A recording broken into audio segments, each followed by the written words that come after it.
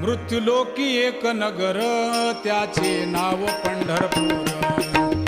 येथील मोकाशी उभा विटेवर पुंडलिक भक्तराज शोभे चंद्रभागातील.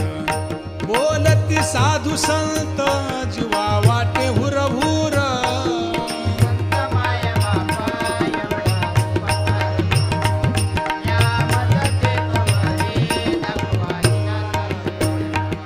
मज नाही हात पाय डोळा पडली झांपड.